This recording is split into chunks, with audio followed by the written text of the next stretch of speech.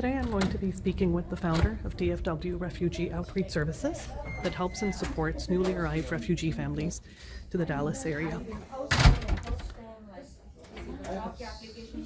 This is our office where we've just held a health clinic distributing multivitamins to refugee women. This is where we host our weekly classes. And this is where we also provide childcare while the women are taking their ESL weekly classes. Hi, my name's Hiba Tanvir, and today I am speaking with Zinat Khan, founder of DFW Refugee Outreach Services. Thank you, Zinat, for speaking with us. Thank you. Can you tell us about what DFW Refugee Outreach Services does? Initially, when we started, it was our goal to mentor the families that have arrived from different countries, basically to visit them, listen to what's going on, what their journey was like, why are they here, what is the issues that they're facing, from transportation to language barriers to whatever else resources they require. So we have mentors that will go visit them and then kind of guide them till they are self-sufficient. Okay. So that's, and then of course providing the essential classes to the refugee women. And what kind of classes do you provide to refugee families? We currently have ESL classes, we have sewing classes, culinary, driving, and these are all for women, because primarily what we want is to make them independent so they can start their home-based business, or if they are able to go out and get jobs. So that is our main goal, is to empower these refugee women so they can be self-sufficient. So Zinat, in light of the new Trump administration laws, how has that impacted the work that you are doing? Previously, when the families would arrive over here, they had the resettlement agencies that brought them over here, and they would get into different programs, from match grant programs or cash assistance program, and that would give them that 3 months to 6 months period of settling over here, getting their enrolling in ESL classes and different classes and job orientation, so they are able to in that period be able to stand up on their own feet. They got that rental assistance, they got the housing assistance. Of course, the caseworker would help them enrolling their kids in school, from food stamps and all that kind of stuff.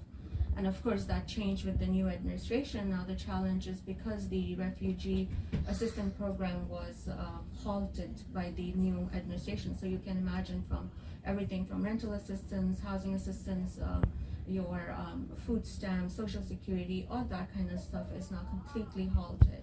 So if a family would have arrived, let's say last week or till when the order was executed, now when they arrive, they have no rental assistance. Correct. They have no food stamps. No. And social security and everything, that's taking a lot longer? Yes. Okay. Absolutely.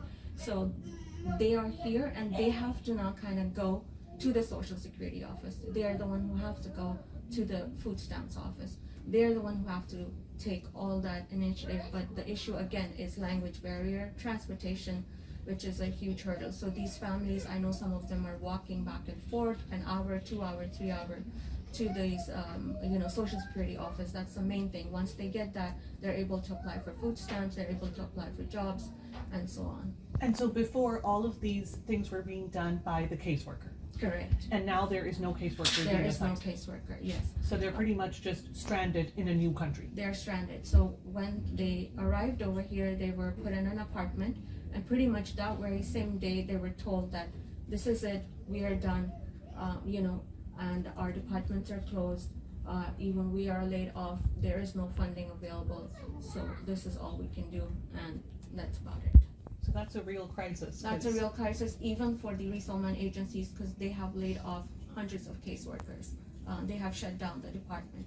So you're looking at this huge crisis where there are so many people that are currently jobless, not just refugees. So that's 6,000 newly arrived refugee families in the DFW Metroplex that are completely stranded because they have no help from the government. There's no caseworkers that they have because all of them have been laid off. And so imagine being in a new country where you don't have language, you have absolutely no assistance. I just visited a family yesterday in Allen who arrived in January, and they said they were given an apartment that was empty, and that was it. and then they got a notice to basically an eviction notice, because how are they supposed to pay their next month's rent? And this is just obviously one of many stories. Yes. So what is it that the community can do to help?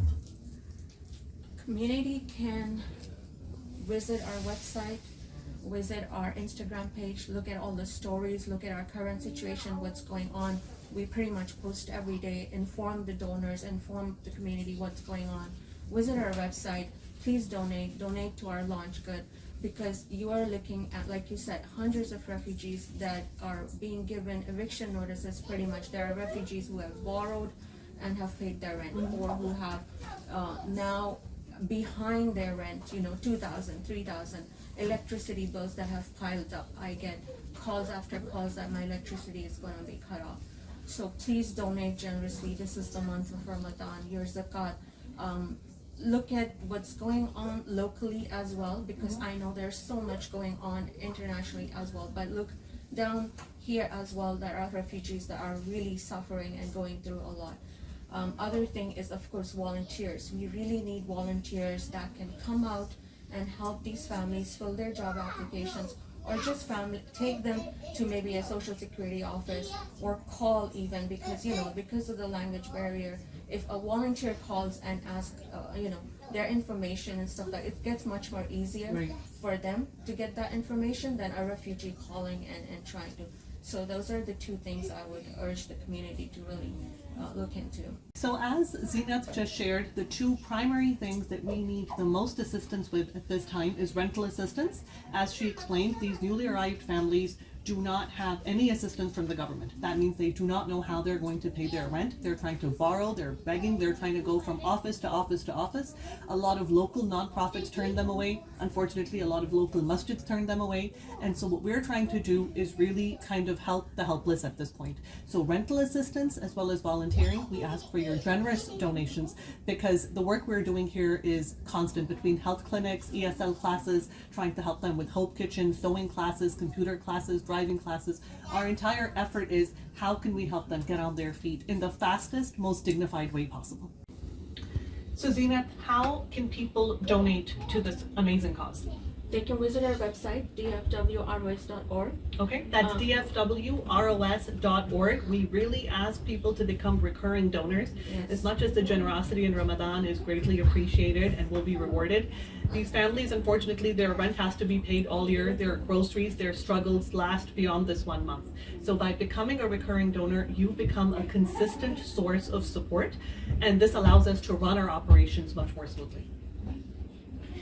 So there's dfwros.org where they can set up recurring donations. Correct. They can also Zelle you. Yes. Okay. Zelle us. It's also on our website, the information about Zelle, PayPal, and of course on our website when they go to donate, they will also get different options to what cause they want to donate. Okay. Or of course, like you said, recurring donation is the best. Of course, we also have a matching program where if your company is matching the funds, you can enter your company's name on our website and then see if they do match. Please do that, because that really doubles our impact. Okay. And I think what I can say, having worked with Zeenath for the last many years, is just seeing the kind of dedication and commitment there is. There is no desire for limelight. And I think often the great work we do is not as visible because we're not looking at getting, the social media hits or likes, but it is endless work that Zeenath and the team here at DFW ROS is endlessly doing. It's unfortunate that a lot of the cracks that people have fallen through, whether it's being dropped by caseworkers, whether it's local nonprofits not helping, whether it's masjids not often turning us away, this is really where a lot of those people come in complete desperation. They take Ubers from their hotels because they've heard that this organization helps, and so we would hate to have to turn them away because we don't have the support from the community. So please donate generously at dfwros.org.